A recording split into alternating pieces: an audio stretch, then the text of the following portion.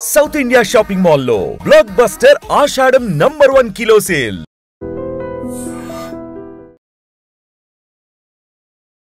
చిన్నప్పటి నుండి చదువు అంటే ఆ అమ్మాయికి చాలా ఇష్టం. అందుకే చాలా ఇష్టంగా కష్టంగా కూడా చదివింది. స్కూల్లో ఫస్ట్, అలాగే కాలేజ్లో కూడా ర్యాంకర్ అమ్మాయి.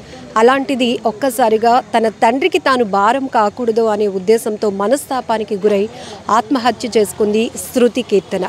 విశాఖ గోపాలపట్నం ఇందిరానగర్లో ఉంటున్నటువంటి ఆ కుటుంబం ఇప్పుడు తీవ్రంగా రోధిస్తోంది. ప్రస్తుతం మనమైతే విశాఖ కేజీహెచ్ మార్చరీ దగ్గర ఉన్నాం. ఆ బిడ్డ కోసం తల్లిదండ్రులు బోరున విలపిస్తున్నారు. మరెవ్వరూ ఇలాంటి నిర్ణయం తీసుకొని తల్లిదండ్రులకు తీవ్రని దుఃఖాన్ని మిగిల్చి వెళ్ళొద్దు అంటూ వారు ఆవేదన వ్యక్తం చేస్తున్నారు. శృతి కీర్తన వాళ్ళ పేరెంట్స్ మనతో పాటు ఉన్నారు. ఒకసారి మాట్లాడదాం. నమస్కారం. చాలా బాధాకరమైన నమస్కారం. నాకు నా భార్యకి జరిగిన ఇది ఎవరికి ఏ పిల్లలు ఏ తల్లిదండ్రులకి ఇలా తీసిరాకూడదు.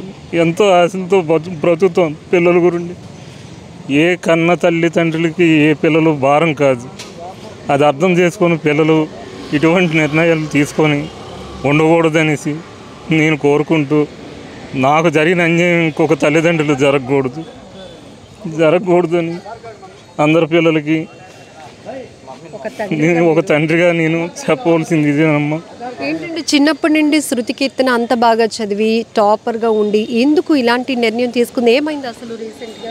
ఏమీ అవ్వలేదండి. 300 ర్యాంక్ వచ్చిందండి అమ్మాయికి. ఫస్ట్ నుండి ఏంటంటే ఏఈలో వస్తుంది, లేదంటే ఏఈ కాకపోయినా ఏఈ ఉమెన్స్ అయినా వస్తుంది.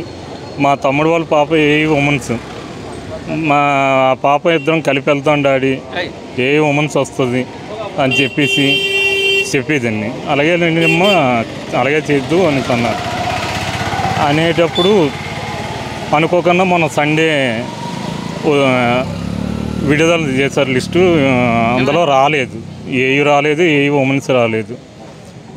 రాకపోతే గాయత్రి ఉమెన్స్లో కొమ్మది వచ్చిందండి.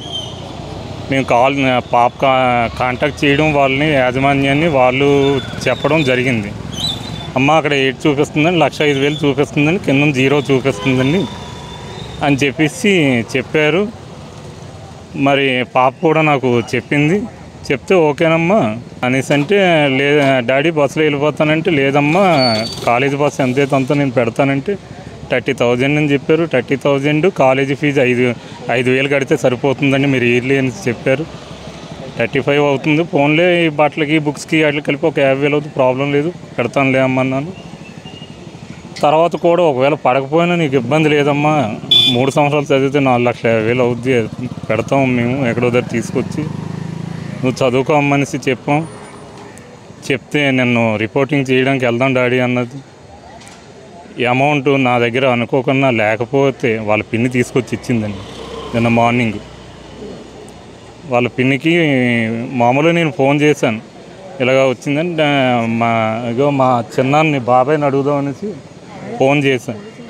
మా బాబాయ్ని అడుగుదామనేసి ఫోన్ చేస్తే ఆయన రన్నింగ్లో ఉండి ఇచ్చేస్తే, నేను మార్నింగ్ మాట్లాడుతాను లేని పెట్టాను.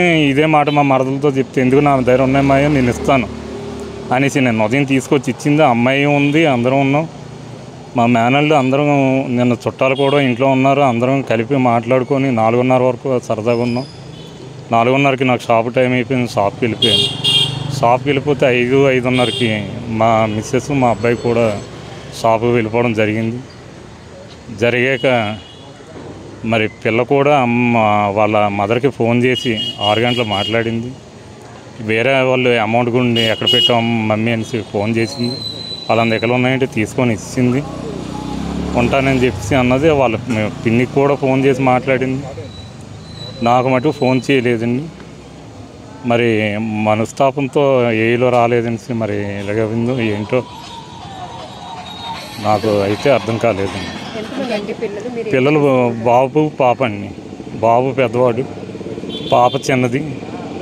నేను ఫుట్పాత్ మీద మొబైల్ షాప్ పెట్టుకొని జీవిస్తున్నాను గత 8 years నుండి నాయుడు తోటలో.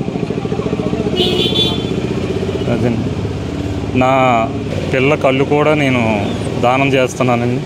నా పిల్ల కళ్ళు మరొక ఇద్దరికి ఉపయోగపడతాయనేసి నేను మా మిస్సెస్ కలిపి ఈ నిర్ణయం తీసుకున్నాం. మేము ఐ డొనేషన్ చేయడానికి మేము నిర్ణయం తీసుకున్నాము. నిజంగా ప్రస్తుతం ఉన్నటువంటి సమాజం దేనికి ప్రయారిటీ ఇస్తుంది? ఆర్థిక సంబంధాల చుట్టూ మాత్రమే తిరుగుతుంది. మళ్ళీ ఎన్నికలంగానే చాలా విరక్తి కలుగుతాం.